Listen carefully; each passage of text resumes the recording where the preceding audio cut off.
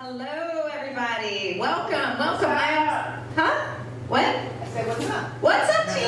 You guys were the first ones here. Thank you so much for coming. How'd you find out about Maggie's mashup? I'm looking for Shane. Oh, good. Okay, so everybody has come to see someone. Except for you guys just found us organically, right? Yeah.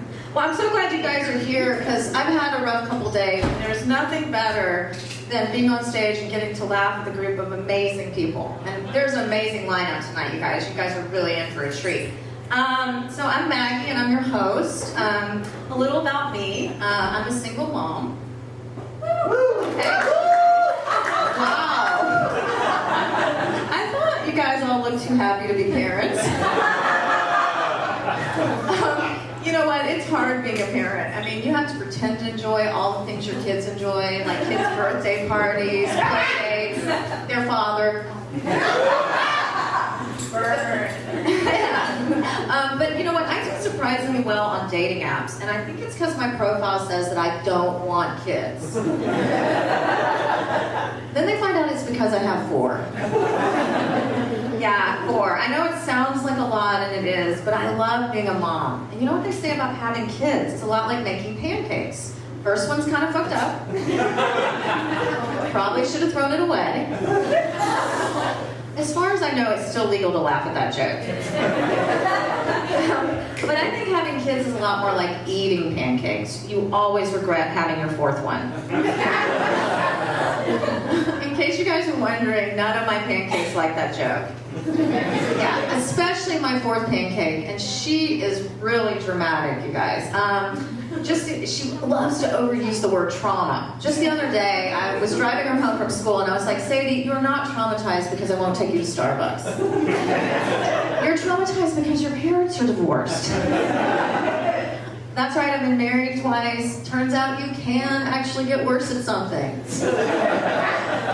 Yeah. But you know what? Divorce is not so bad, you guys. My girlfriends and I talk about something we call the divorce diet. When one of us gets divorced, we lose 10 pounds, we look and feel so much better. But you know what? I don't think the same is true for men. You know, I think it's because they don't have the same emotional support from their guy friends. I mean, I can't see guys sitting around being like, bro, she was totally dimming your light. Let's go on a cleanse and take a pole dancing class. Dude, it is so empowering.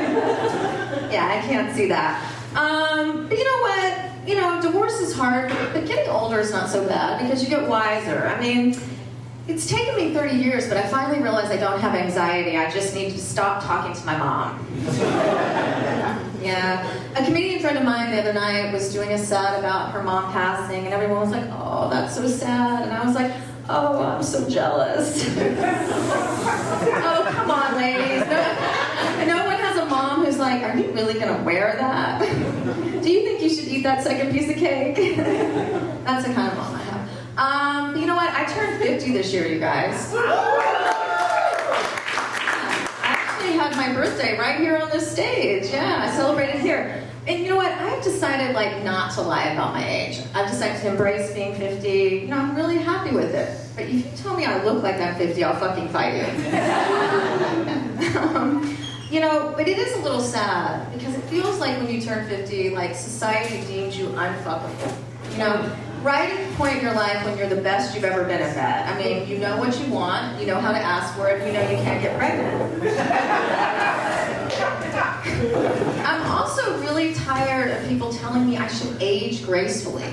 I'm like, what does that even mean? I mean, I'm like, I guess I'll just gracefully take myself to my next Botox appointment. But you know what? I actually really enjoyed my birthday this year because I felt like I'm still young, I'm still vibrant, I'm still dating 26-year-olds. Yeah. You know what? You know, dating younger guys is great, but it's also a little sad because you realize there's always an expiration date. Because, you know, they're bound to say something stupid, do something insensitive, get grounded.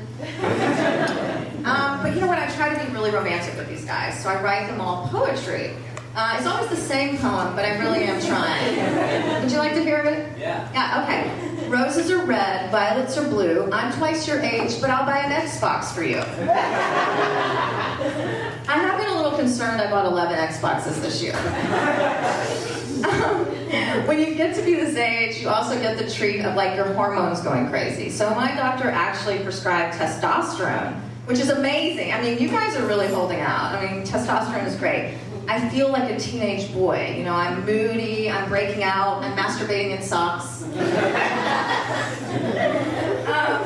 The testosterone also made me lose a lot of weight, and people associate like losing weight with like mental stability and all that stuff. And people have been saying to me, "Oh my God, Maggie, you look so great. You know, what have you been doing?" And I'm like, having a midlife crisis.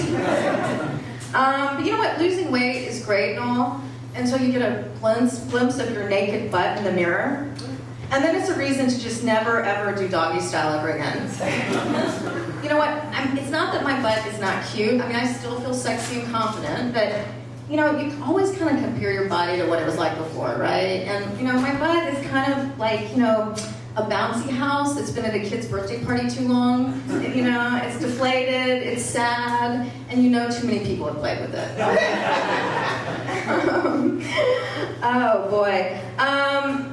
I got another surprise for my birthday. My 26-year-old son moved back in with me. Yay for me! He's usually at my shows, but he's a little bit too traumatized by the jokes recently.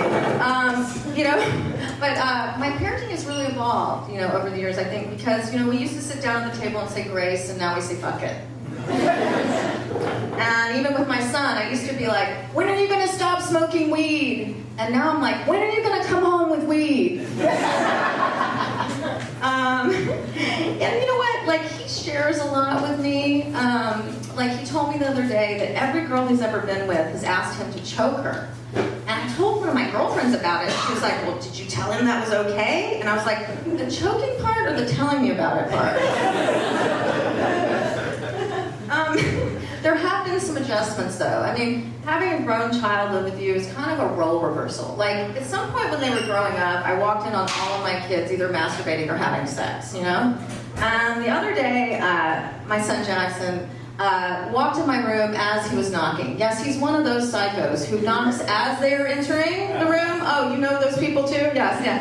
And he got more than he was bargaining for. Oh no, I know. I was so embarrassed. I mean, because I didn't want him to think I was boring. I mean, my boyfriend and I were doing missionary. Yeah, that's why he doesn't come to the shows anymore. I'm sorry, Jackson, you know. Yeah, I also have a 13-year-old, that fourth pancake. She just started middle school, you guys. And I was driving her home from the other school the other day, and she told me that her sex ed teacher taught them what a blowjob was and even showed them pictures. And I was like, oh my God, I do think they need to know where babies come from, but I don't think my 12-year-old needs to be contemplating whether to spit or swallow. I guess 12 in LA is like 30 anyplace else. Yeah, I bought her tickets to see Taylor Swift, and she sold them to go see Tony Robbins. Yeah, but I did get her to go see Taylor Swift. And oh my God, you guys, Swifties are so nice and wholesome. I mean, normally if I took my kid to a concert, I'd worry about them getting roofied or ending up in a mosh pit. But with Taylor Swift, I was just worried we'd leave born-again Christians. I mean, she did win the Super Bowl, though, you know. I mean, yeah. Sorry, Super Bowl people. My 13-year-old watched the Super Bowl this year because of Taylor Swift. Yeah, watching is, huh? 13, yeah. Yeah. But I'm not just a mom, I'm also a dog mom. Any crazy dog people here? Yes? Have you ever had a dog birthday party? I haven't. No, I have a dog. I had a dog cake for my first birthday. Oh my God, so that is kind of a dog birthday party. I'm kind of gonna bless you. That's a little dog, that's like a little crazy. That's a little... We are crazy. I haven't gone that far yet. I did give my Chihuahua a quinceañera. As her adopted mom, I felt like I had to honor my heritage, her heritage. You know, when I did this joke at a show recently, someone was like, I gave my dog a wedding. And I was like, a wedding? I mean, that is a lot of responsibility. I mean, like, you need all sorts of things for a wedding. Like, what about if they don't get along? Do you need a pup-nup? You know, all that kind of stuff, you know. So I'm glad you haven't gone that far, right? No nuptials. Oh, you adopted, yes, me too. I would, probably. You would probably, yes, yeah.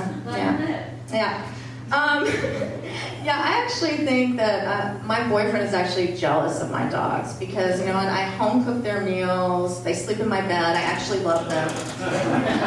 Yeah. But I don't just have dogs, I have 3 dogs and 3 cats. And so it's kind of like having a zoo. That's why I don't need a husband. I just have a hot veterinarian who wishes I would stop texting him at 2 in the morning. But because, you know, I have all these animals, I feel like it's like the Brady Bunch of animals. I felt like we needed a theme song. Do you guys want to hear it? Yeah. All right. There was a story about a divorced lady who was bringing up 3 very cuddly dogs. Oh my God, the testosterone in my voice. Sorry, guys. All of them were little bitches like their mother. The youngest one, a cunt. Till the one day when this lady met 3 kittens who were living out on the streets all by themselves. Now they're all sleeping in her bed together, and that's the way her sex life came right to a halt. It's all their fault. It's all their fault. I feel like I'm just one bad day away from buying a dog stroller.